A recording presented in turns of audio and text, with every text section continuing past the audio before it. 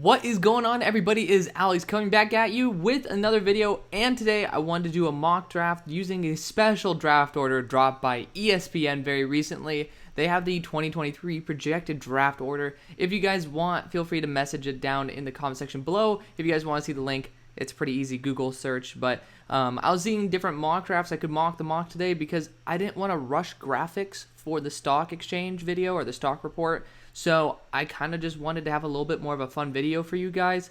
And given the fact that I saw that, I was like, hey, you know what? I'll give Friday off for you guys, and then we'll have a fun mock draft on Saturday for you guys to be able to enjoy before the one on Monday. Yes, 3 mock drafts essentially within a week time span. It's a bit much, but it's still fun. Because again, this is a new draft order. We're only doing 1 round.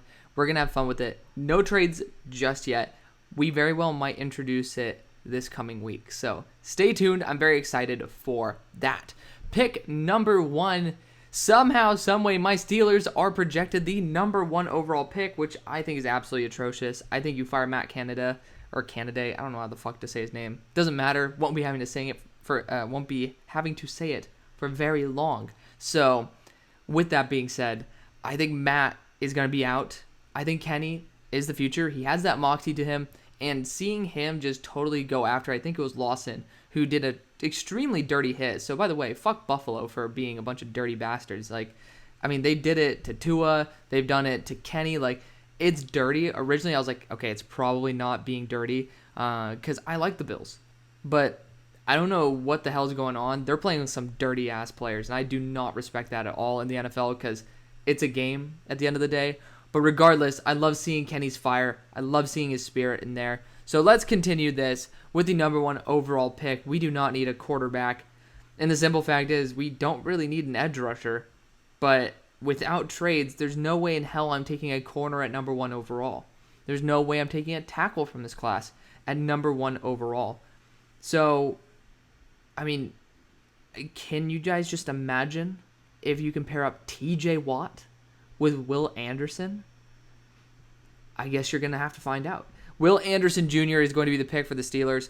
Obviously, in a trades mock, I would 100% trade down. Then you get a tackle and a corner in the top 10. I'm thinking a team in this situation, like Seattle, maybe they want to move up and say, hey, Geno's our guy, but Will Anderson, oh my God, that guy's the guy to complete us. They can move up, get that, and then you could end up getting with Joey Porter, as well as maybe a Myles Murphy, as well as maybe Peter Skoronski. You guys know the drill. So pick number 2, we have the Lions. By the way, on the road to 5K, we're almost there, which is insane. I'm hoping we can get to it before the 18th, and I think that's very attainable. And for you guys who are not like OGs, like pre-100, October 18th, 2020 was the first time my channel hit 100 subscribers. So it's a very important date, and it might be the day that we hit 5,000. So very insane, but if that happens, that'd be really fun. Regardless, I don't think the Lions will have the number 2 pick. They've been really close in a lot of games against some very talented teams. Again, they've played the Eagles down to the wire in the 4th quarter, and they've also played even the Vikings down to the wire. So did the Bears. Regardless, this team, I really do think, is very close. And if you're sitting here at pick number 2, I mean, there's a plethora of routes you can go. Of course, I think corner is a position you could target. I don't think that's good enough at number 2. You could go quarterback, but here's my issue with taking quarterback with this first pick. The simple fact is I don't have faith that either of these top 2 guys are actual franchise quarterbacks, nor anyone in this class. I once again feel like this is going to be another drought year. I don't know. I still think that the NFL will be high enough on Bryce Young and CJ Stroud to take him in the top, 10. But I highly doubt that the NFL is as high or is as securely high on these people as we think they are. So last year we were like, okay, well, we'll see how many quarterbacks in the first. We don't see the first one until, well, we see one in the first as Kenny, and then we don't see another one until, the 3rd round. So crazy shit happens like that. This draft might not be too far off from that. Regardless, with this pick, I think you just have to continue developing through the trenches. And it's Jalen Carter or Myles Murphy. And I'm going to go with the really freaky player. Again, I think another edge rusher is definitely something you can do. I don't trust Quorum to be that true edge 2. I think you might want to give Josh Paschal enough time to make an impact. But the simple fact is, I don't trust Aleem McNeil to be able to hold it down. Levi Onwuzurike, I don't trust him to hold it down. I wasn't a huge fan of those picks when they happened in the first place. I think I gave him like a C plus and then a D when it happened because I like Aleem McNeil. But again, you didn't need to add Levi Onwuzurike at the same time. Jalen Carter is just on a different level. Again, you're adding him to the interior of a very stout, very high potential defense. Again, I don't think this team needs very many players. I really don't. So far, well, I guess this is a small sample size because only one has really hit. But drafting later round linebackers seems to be a thing that you guys have an eye for. So if you guys have that as a knack, this is also a linebacker class to try to hit those type of gems because there's not many good ones. That is going to be what you do to fix that realm. Jalen Carter's so special. I think he's definitely worth a top 5 pick at least. And when your team could just be a couple superstar pieces away from actually kicking ass, I think that's more than fine. Pick number 3, again, if like you're gutting the franchise, you're looking at the quarterbacks and they're not really working. Baker Mayfield he just doesn't show it. Again, there's a tape where there's 5 wide receivers open and he doesn't throw it to, I believe, any of them, or I think he throws the check down and every single one of them was open. So I just think it's time to say Baker Mayfield's going to be a backup, and that's okay. He could come back. He could have a Geno type of reascension, but if I'm sitting here and you have to go with a guy, you got to go with Bryce Young. CJ Stroud, they've shown their colors, and you see this receiving room. I thoroughly believe that a more mobile quarterback like Bryce Young on the move is going to be able to maximize it a lot more. I would love to be able to see triple options where you get to see DJ Moore going underneath. You get to see Christian McCaffrey. You get to see Bryce Young just being able to be at an absolute formidable front for any defense. And Bryce Young's dealt with worse offensive lines than CJ has. He's dealt with worse wide receiver situations than CJ has. I thoroughly believe Bryce Young's the better talent. But also, he has injury concerns. He has size concerns. So that's why I'm taking him in this situation. I think he's a better scheme fit than CJ Stroud is for this team. But, if you're the Texans, you might as well take a shot on CJ Stroud.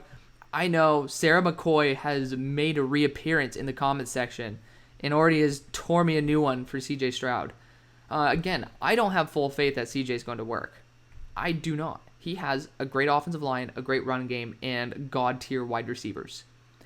The simple fact is, he essentially he has the privilege of being able to be behind an ungodly offense. Does that mean that he's bad? No. But it also gives us much less visibility into who he actually is as a player. And I've seen a lot of bad tape from CJ Stroud. I am thoroughly not on board with thinking CJ Stroud's a franchise quarterback right now. I know it's not happy for you Texans fans listening to the analysis. Probably is why the fuck would you take him at number 4? Simple fact is, 1, we gotta keep it realistic. Teams are gonna want CJ, but 2, that doesn't mean that I'm correct. Again, it's a big guy with a big arm who makes some unbelievable plays. If that potentially can work, try it. You have 2 first-round picks, right? Have some fun. Test it out. So let's continue on here. Pick number 5 for the Bears. So, did I say they have 2 first-round picks? I might be. They do. Okay, I was for a second thinking I was tripping balls. The Bears are sitting here, and again, you need a wide receiver 1. I don't think any wide receiver is worth a top 5 pick, even though I technically have 2 in my top 10. That they will probably both need to move down. I don't feel fully confident in taking a wide receiver at number 5. None of them are of that god tier level. If they're blue chip, that's where I feel comfortable taking them in that range. I just don't think that's the case. So I don't think that's the best move. Again, offensive line wise, I would love to try Javon Foster out. The simple fact is, I don't really feel comfortable with this. The Bears have drafted 6 offensive linemen in, I believe, the past 2 years and have not hit on essentially any of them. So if I'm looking at that, there are certain things that teams do well. And you look at the Steelers drafting wide receiver. Do you think they ever need to go to free agency for a wide receiver to be a true number 1 wide receiver? No. But do I think the Bears would need to do that? Yeah. You're drafting Velus Jones, who I think is a good talent, But I think he was 25 years old when he got drafted, and he's just a speed burner. Like, he's not going to complete the offense. So when I'm looking at that, I feel very uncomfortable saying, hey, the Bears should be drafting a wide receiver or a tackle in this situation when you do have the cap space to be able to afford somebody who's a proven talent. Again, the Dolphins, they could not draft tackles to save their life. They drafted basically tackles who played guard. So they end up getting Trent Williams. No, balls. They end up getting Teron Armstead. Pretty much essentially the same talent. Regardless, you are able to maximize your potential by playing to your strengths. And if we're forcing a pick right here, that's not going to work. But you know what they do very well? Draft defense. And again, the Bears' identity is defense. Yes, you need to be able to make Justin Fields comfortable. Do that with your money, because you cannot do it with your draft picks. It's pretty obvious that you cannot draft in the offensive realm for jack. You can kick ass in the defensive drafts, though, and that's why you're going to get Myles Murphy to play as a hybrid interior boundary edge rusher there with Travis Gibson. Again, I think that's the best move for the franchise. Pick number 6 with the Washington Commanders. We're going to speed it up a little bit. This is going to be Will Levis. You're going to take a shot on him. There's a lot of teams who think Will Levis might be the first quarterback taken in the draft. And if that happens, I am not going to be jaw dropped. Again, I do not have faith that any of these quarterbacks are guaranteed to be a franchise guy. So if some teams think Will Levis's size, arm, and competitive grit are good enough to be their true franchise guy, I am not going to blame them. Again, I do not think the discrepancy is as huge as it was at the start of the year based off of how they played in 2021. So I am not going to bitch and moan. There you go. Pick number 7. I am not going to replace Geno Smith. I think it's bullshit that they are here. Again, Geno Smith's playing at the top of his game, and he's absolutely lighting it up, so I'm a very big fan of how the Seahawks are going. And again, I will say this one more time, I do not believe franchise quarterbacks are guaranteed in this class. Therefore, don't force it. I think there's guaranteed franchise QBs in 2024's class. Save it for then. If Geno sucks, great. Now you have Quinn Ewers or Caleb Williams.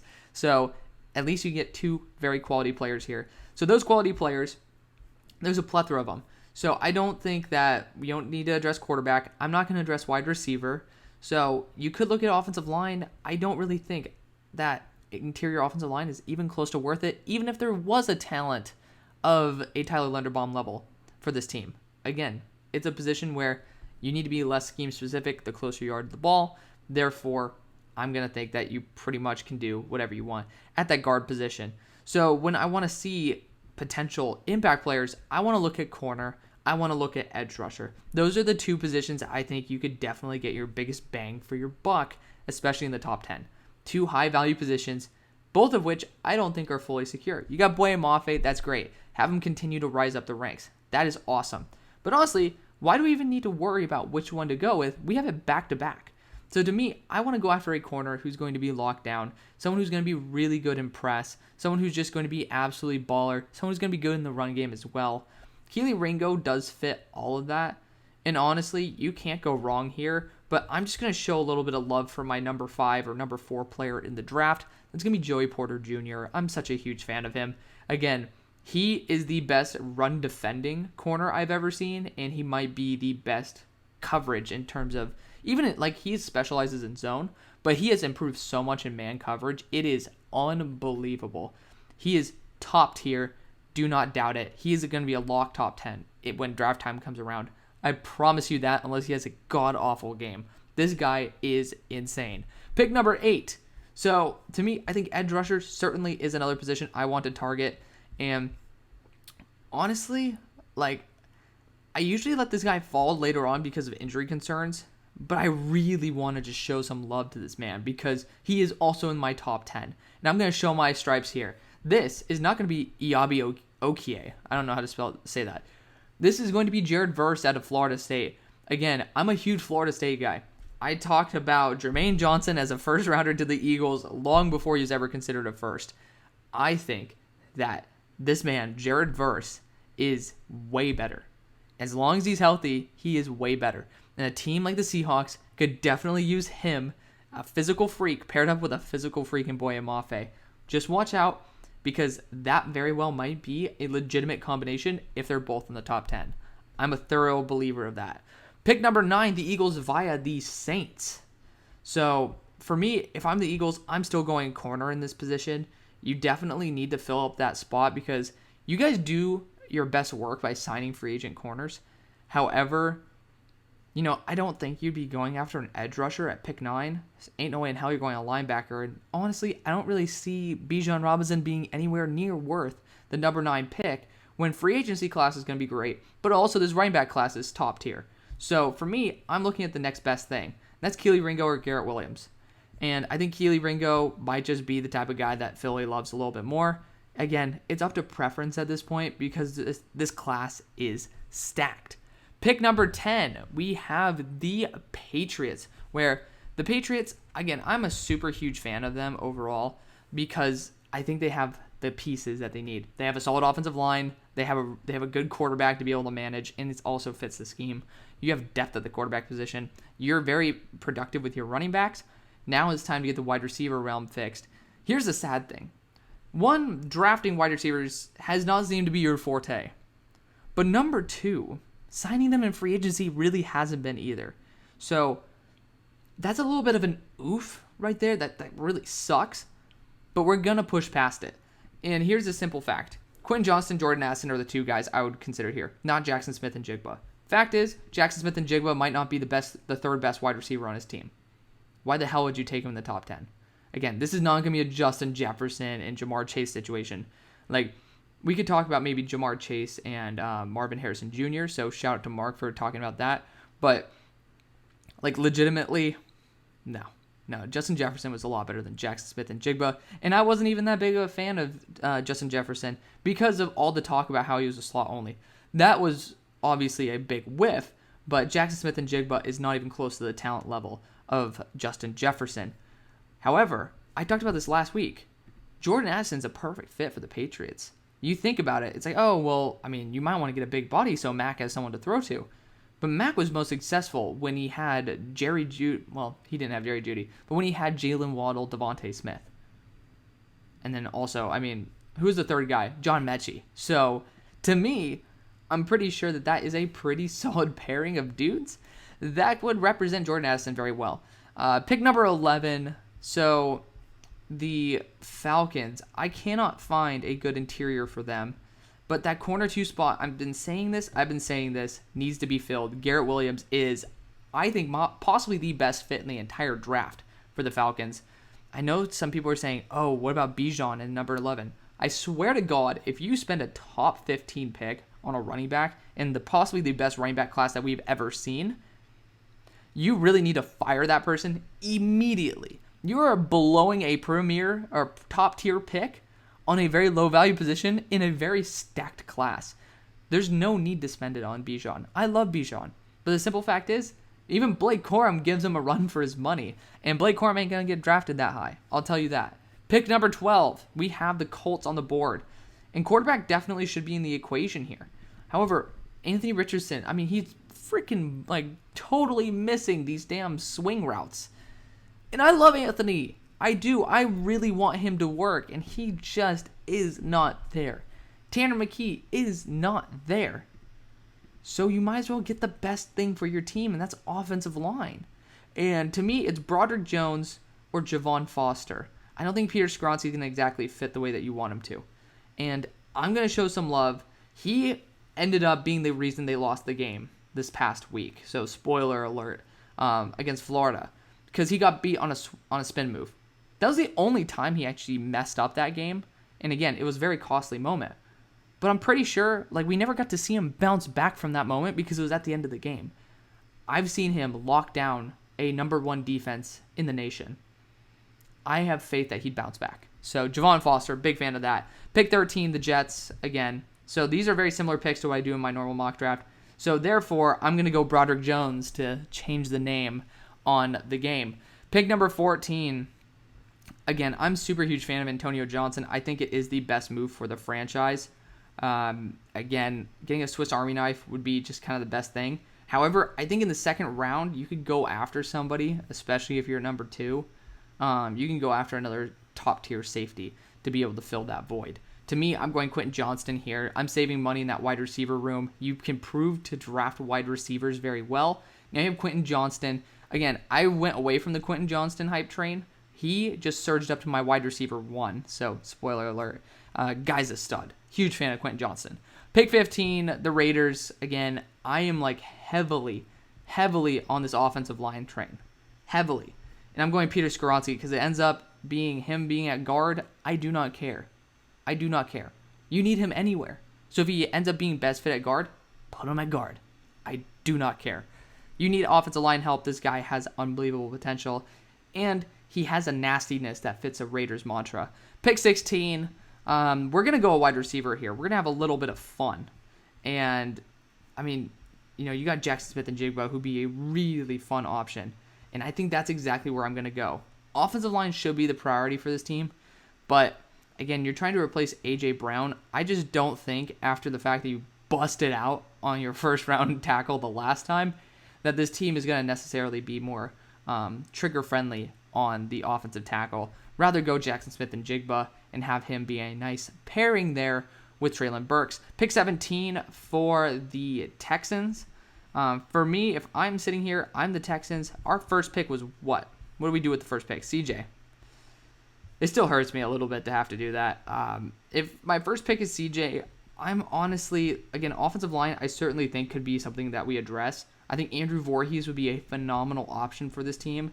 I think you go Paris Johnson or an Anton Harrison.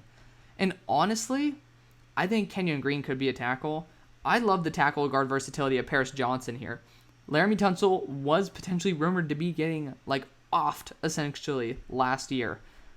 That means that at least the thought is there. It might not be coming to fruition, but I think getting an offensive lineman is never a bad thing for a team like the Texans. Pick number 18, the Jaguars. I'm going to try to stick away from the offensive guard pick here. We're going to try. We'll find another option. I don't think that going after a safety would be an awful idea. I do think a wide receiver would not be a bad choice, but we're already on wide receiver 4, and that's a little bit of a tough ask. Granted, my wide receivers 2 and 3 are still on the board, or now 3 and 4, so not a bad option. But, I mean, honestly, that wouldn't be an awful situation. But I'd probably wait till round 2 for realism's sake. I am going to go guard here. I'm going to go Voorhees. Again, can also play tackle. Hopefully the rest of the tackle group is able to ascend so that you can be able to have a much more solid offensive line. I do not want Ben Bartch starting. Pick 19 for the Cardinals. I've heard that they're big fans of Bijan. I can't do it, guys. I'm sorry. I can't do it. I mean, you have to go corner here, and I think that Christian Gonzalez is a perfect fit. So Christian Gonzalez out of Oregon, definitely the fit. Pick number 20, if the Giants are sitting here, honestly, again, the one position you really need to fix is the quarterback. At this point, you know that you can at least take a shot on the late 20s on somebody who might not step in day one and succeed, but you already know you have the culture down, the coaches are right, the situation's right. You can bring in a veteran, and this guy will be your Josh Allen for the future. Pick 21, the Bengals, sitting here. If I'm sitting here, I'm the Bengals. I would also want a corner, but, I mean, I'm trying to find other positions than corner or tight end or guard to go after. And I love the idea of I want to say Anton Johnson. Antonio Johnson being a great fit on this team. Again, you don't exactly have to have him in Jesse Bates' role, but the fact is you might have to, and he's a great fit for that. Pick 22 for the Vikings. I mean, I don't really know what to get for this team anymore. Defensive interior is the position I want to go after. Corner is a position I want to go after. I'm going to go defensive interior here. I'm going to take a big swing on Brian Bresee. I have Gervon Dexter higher, but the fact is Brian Bresee could very well be a higher ceiling than Gervon. So I'm going to take the chances with Brian Bresee at this point. Pick 23 for the Chargers. I think a linebacker is of order, and Trent Simpson is a great fit. I mean, again, I think that's just your best case scenario. Pick 24. I don't know how the hell this guy falls, but Anton Harrison is here. He can play right or left tackle, so we're going to stick him at right. Therefore, the Dolphins fitting a very, very, very dangerous gap on that whole entire roster. I am not a fan of that right tackle spot, so when the quarterback health is at a paramount, you need to be able to have 2 dependable offensive tackles. Pick 40. Oh, wow. Pick 45. Hello. Pick 25 for the Ravens. I think wide receiver definitely is of order here. I think you definitely go corner. And again, I'm going to go back to my roots and just go after a guy who I think is just really, like, I love the fit. Cam Smith out of South Carolina. Pick 26. You have a team that is now allowing, like, I think the season ended today, it would be an NFL record high completion percentage. I thoroughly believe the Packers might want to continue investing in their secondary. You could definitely see somebody like J.L. Skinner being a nasty addition to this team. Can also play linebacker as well. I know it's not the Brian Branch would be way more fun, though. Let's go Brian Branch. Let's have a little bit of fun. I think he can play slot. He can play boundary. He can play safety. I like the versatility. If you're going after a safety, that's a good guy to be able to target. The Cowboys, I thoroughly believe going after a wide receiver, too, is a very good idea for this team. I just don't know who I'd exactly target at the moment, but I have some ideas. You definitely could continue to boost that edge room, and I would think that you're absolutely insanely smart, but still insane. I want to go guard here, and I'm going to draft him. It's not Layden Robinson. I would never draft him anyways. Layden is dead to me, but, it's fun, because I used to say that Kenyon Green was going to be a Cowboy. Of course, I said Tyler Smith was when I started getting torn apart. Regardless, Osiris Torrance is just mean. He's a really good run blocker. Definitely somebody who you should try to bring in to your roster. Pick 28, we have the Buccaneers, who are going to be able to scoop up Bijan Robinson because you need an identity, and nobody else right now is a very good identity. Then the Eagles are on the board. Somehow, one of my favorite players in the draft, Andre Carter, slips, but this is a team desperate for actually having continuity in a future at edge, and I'm happy that you have really good role players. But the simple fact is, you guys were looking for an edge rusher at the draft time, and you guys didn't get one. It's still there. So you guys know how to draft edge pretty well. Andre Carter is going to continue that trend. Pick number 30 for the Chiefs. I think Gervon Dexter is still on the board. I would just love to draft him. Again, someone who could definitely bolster your team. And then the Bills. If they're sitting here, this could honestly be a running back selection. I don't think that's out of the equation. I think tight end is not like crazy out of the equation either. Again, you got rid of O.J. Howard, so I don't know how in the equation it is. But like, I do like the idea of thinking about offensive line here. I don't think that offensive line should be completely out of the picture. Again, I'm trying to remember who your center is, because I think John Michael Schmitz, I'm going to call it right now, he actually has potential to be a late first. And this is exactly the team he'd go to. So for me, when I'm looking at it, I might actually go the running back route, because I do think two running backs might make it into the first. And that running back is Blake Corum. He's used to being the cold. He's a nasty runner. Again, he's used to being like a little bit in RBBC, but he has that 3-down ability. I love that for him. Again, this is only one round because I just wanted to show it to you guys, but let me know what you guys think. I want to thank you guys so much for watching. See you on the far side. Peace.